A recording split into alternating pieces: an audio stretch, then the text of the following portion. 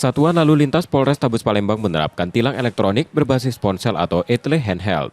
Pelanggar lalu lintas seperti tidak memakai helm, melawan arus atau bermain ponsel saat berkendara bisa ditindak tanpa dihentikan di jalan. Petugas memotret pelanggar, foto diverifikasi di back office, dan surat tilang dikirim ke alamat pemilik kendaraan. Denda kemudian dibayarkan ke negara.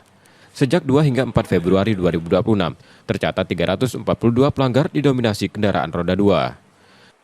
Tilang mobil etle di sini itu kami gunakan kamera khusus, peralatan khusus yang dikirim dari Korlantas melalui Ditlantas Polda Sumsel. Kami untuk Polrestabes Palembang Satlantas menggunakannya secara patroli, baik pada pagi hari, siang hari maupun sore hari.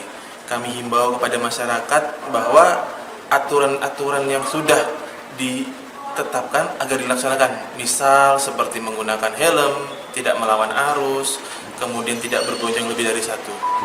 Untuk sementara yang memakai plat palsu, kami himbau pada masyarakat itu merupakan tindak pidana. Jangan sampai ditemukan, didapati, dan ditilang anggota kami di lapangan menggunakan plat palsu.